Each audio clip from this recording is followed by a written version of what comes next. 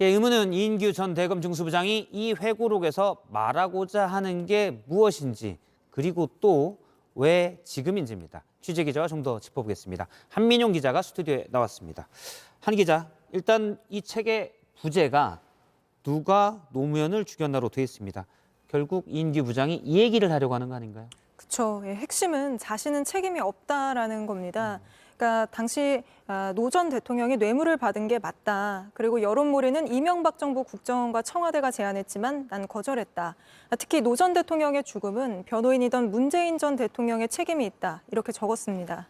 일단 이인규 전 부장의 주장은 조금 뒤에 당시 변호인이었던 전해철 의원을 인터뷰에서 하면서 좀 더 들어보도록 하고요. 네. 변호인에게 책임이 있다라고 이인규 부장이 주장하는 게 좀 이해가 안 갑니다.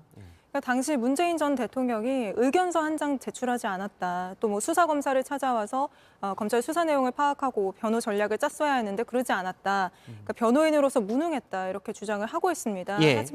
하지만 뭐 당시에 문재인 전 대통령이 만약에 찾아갔더라면 그건 또 그거대로 논란이지 않았겠느냐 이런 반박이 나오고요. 예. 또 이인규 전 부장이 책을 통해서 뭐 친구로서 동지로서 서거 일주일 전까지 뭐 찾아가지 않았다, 곁을 지키지 않았다 이런 점도 또 부각을 하고 있습니다. 어쨌든 본인 탓 또 좀 더 넓게 보면 검찰 탓은 아니다라고 좀 주장을 하고 싶었던 거로 해석이 되는군요. 네, 그렇게 읽힙니다. 예, 국정원과 청와대 탓도 했습니다. 이른바 망신주기 관련인데요. 이에 대해서 청와대나 국정원의 입장은 뭐였습니까?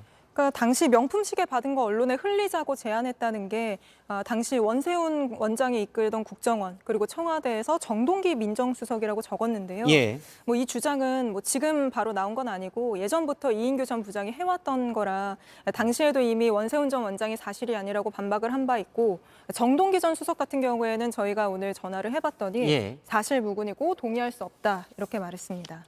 그런 말을 한 적이 없다라는 거군요. 네. 알겠습니다. 시기를 보죠. 왜 지금 이인규 전 중수부장이 회고록을 출간했을까? 그러니까 당시 문재인 정부가 들어서면서 이 논두렁 시계 보도 경위 등을 놓고 뭐 국정원 등에서 적폐청산 TF를 만들어서 과거사 조사를 시작했습니다. 예. 그게 2017년이었는데 당시에 이인규 전 부장은 2017년 그해 여름에 2년 일정으로 미국으로 출국을 했었습니다.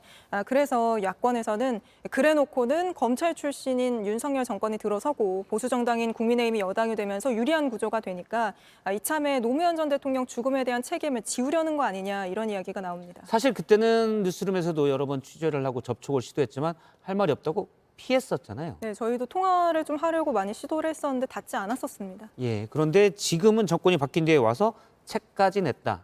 이렇게 봐야 되겠군요. 단순히 내용에 보면 이런 부분들이 있습니다. 수사 내용만 당시 중수부장으로 쓴 게 아니라 문재인 전 대통령에 대해서 약간 정치적 의견으로 얘기한 부분도 있는 것 같아요. 그러니까 문재인 전 대통령이 자신의 정치적 목적을 달성하기 위해서 안타까운 노무현 전 대통령의 죽음을 이용했다 이런 내용도 있습니다. 그러니까 노무현 전 대통령과 문재인 전 대통령 친노와 친문 민주당 세력까지 겨냥한 셈입니다. 야권에서는 이 내년 총선 등을 앞두고 자신의 입장에 대해서 보수 정당인 국민의힘의 지지를 더 받기 위한 전략 아니냐 이런 해석도 나옵니다. 예, 한민용 기자였습니다. 수고했습니다.